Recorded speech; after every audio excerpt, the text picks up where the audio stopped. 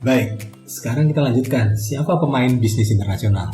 Ada 3 pemain utama bisnis internasional. Yang pertama, perusahaan korporasi, perusahaan multinasional. Yang kedua adalah usaha kecil dan entrepreneur.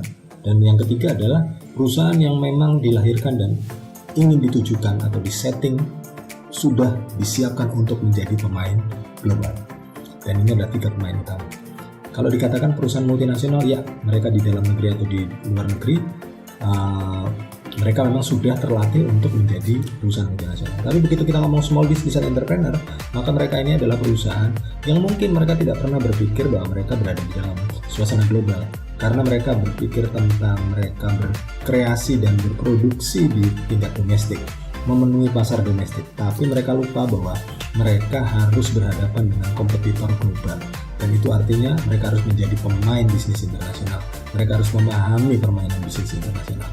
Dan buat perusahaan yang memang sudah disiapkan untuk menjadi perusahaan yang lahir global, ya apa boleh buat, memang sudah mempersiapkan diri. Nah, yang kita paling pentingkan sebetulnya adalah perusahaan yang berwarna hijau ini. Karena mereka yang harus dibangun, itu adalah kita ini, adik-adik sekalian.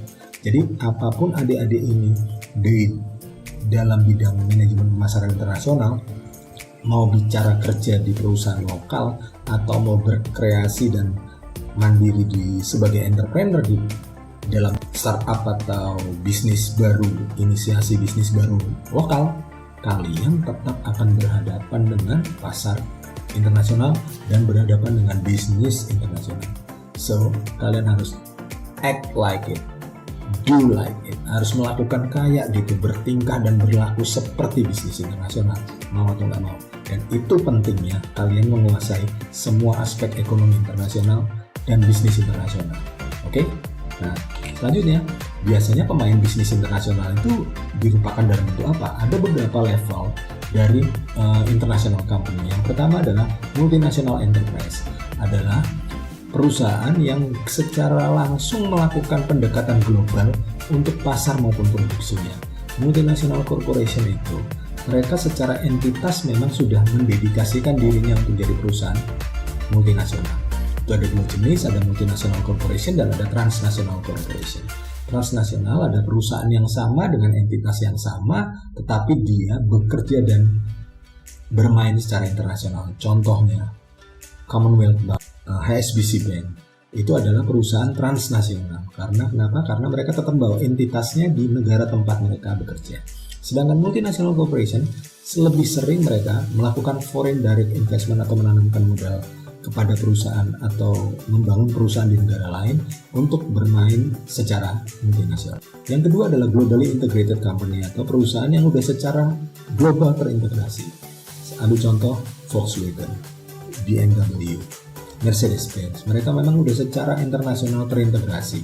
Mereka sudah punya sistem yang sudah sistem global, yang sudah mematok bagaimana harus menjadi dealer, menjadi distributor, dan menjadi produsen atau menjadi pemasok dari spare part. Nah, yang terakhir adalah multi-domestic company, adalah perusahaan yang dikembangkan secara domestik, tetapi dia bekerja di banyak negara. Jadi misalnya nih, kamu punya perusahaan, lalu perusahaanmu sukses nih di Indonesia, lalu dikembangkan ke perusahaan di negara lain, dikembangkan lagi di sana. Contoh, Gojek. Gojek itu adalah multi-domestik. Karena mereka bermain di pasar domestik, tapi adalah pemain internasional. Jadi saat Gojek pindah ke Vietnam, maka dia resmi adalah multi-domestic company Indonesia di Vietnam. Nah, beroperasi secara internasional menyebabkan operasi bisnis internasional menjadi sangat berbeda dengan bisnis yang dilaksanakan secara domestik. Lingkungan operasi mereka menjadi sangat penting, terutama lingkungan fisik dan lingkungan sosial. Sangat penting dalam hal apa? Dalam hal mempengaruhi tujuan mereka.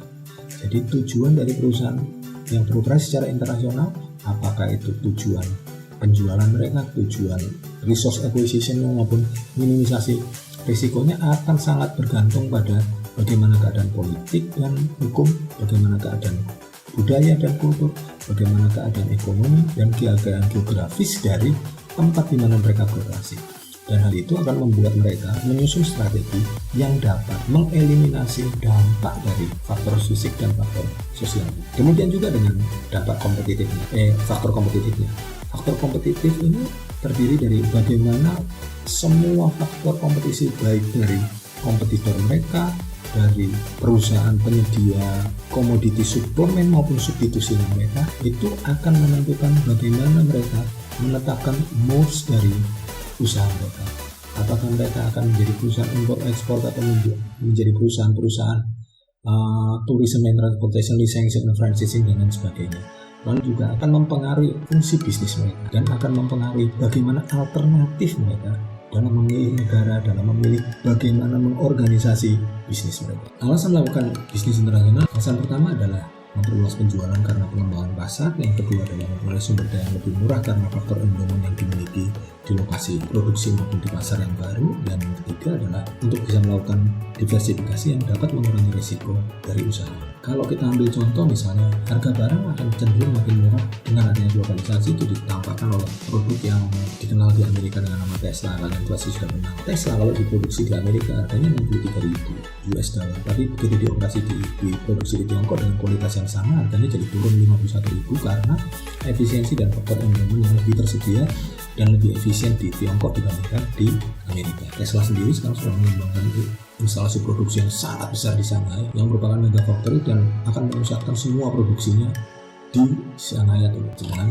Beberapa data menunjukkan bahwa perusahaan multinasional dapat berkembang bahkan lebih besar daripada GDP negara-negara di dunia. Seperti di sini Walmart Store, dia mempunyai GDP yang bahkan lebih besar dari Belgia, Sweden maupun Austria.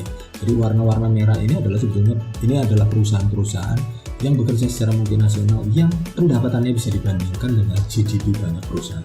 Dan kalau kalian lihat di sini Indonesia itu tidak lebih besar daripada British Petroleum atau Royal Dutch atau Shell Group atau Exxon Mobil maupun General Motors. Jadi kita lihat di sini bahwa perusahaan yang beroperasi secara internasional ternyata memberikan dampak pada peningkatan yang luar biasa dari pendapatan mereka, dan itu bahkan bisa melampaui GDP banyak negara. Baik, adik-adik, di sini kita bisa mengambil kesimpulan bahwa nggak bisa kita berpikir bahwa melakukan produksi domestik itu adalah bermain di skala lokal atau bermain di skala domestik, karena hari ini dengan adanya globalisasi, kalian mau atau tidak mau, suka atau tidak suka, kalian berhadapan dengan pasar dan bisnis internasional, dan sistem bisnis internasional harus kalian pahami sebagai bagian dari tata laku dari kegiatan bisnis kalian baik domestik maupun internasional. Jadi semoga kalian memahami sampai di sini dan pemahaman ini dapat bermanfaat buat kalian semua. Terima kasih, selamat pagi.